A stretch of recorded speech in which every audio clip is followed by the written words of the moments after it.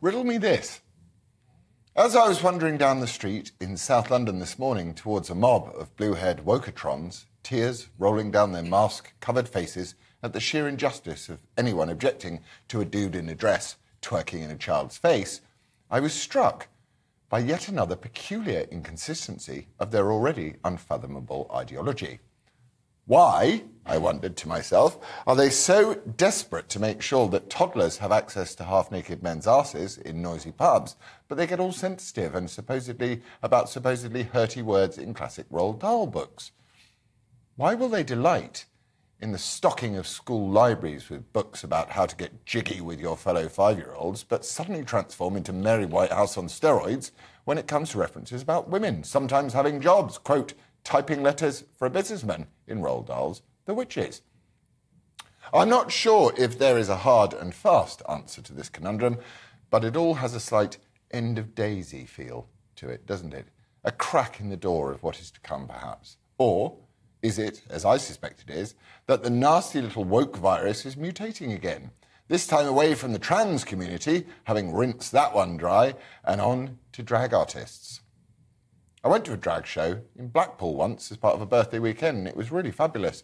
It was a drag Wizard of Oz, and it was far better than about 90% of the National Theatre's output. Beautifully staged, performed and sang. Very tongue-in-cheek, naughty and hugely watchable. The adults in the audience loved it. You'd have to be a real drag not to enjoy the queens.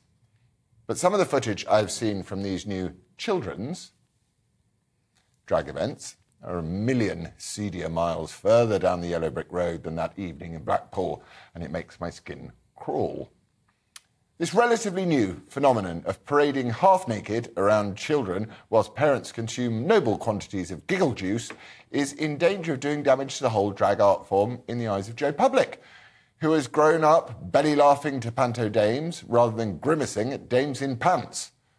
RuPaul had it right before he predictably rolled back on his comments about trans to prevent himself from being cancelled when he said, drag loses its sense of danger and its sense of irony once it's not men doing it, because at its core, it's a social statement and a big FU to male-dominated culture. The parasitic woke brigade, though, don't care who they destroy in the name of progressive kindness. If drag artists have to suffer on the interminable woke journey to the sexualisation of children, whether complicit or not, then so be it. And then there's the schools. The hundreds of freedom of information requests sent to schools across the land about the current horrors of PSHE and RSE lessons and the hypersexualisation and racialisation of children in school, bravely highlighted by Tory MP Miriam Cates and others.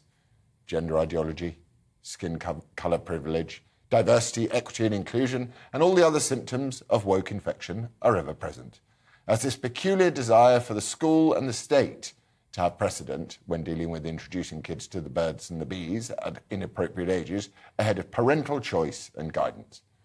At some point, we're going to have to draw a line in the sand before yet another minority group is exploited and then discarded to fuel the woke advance.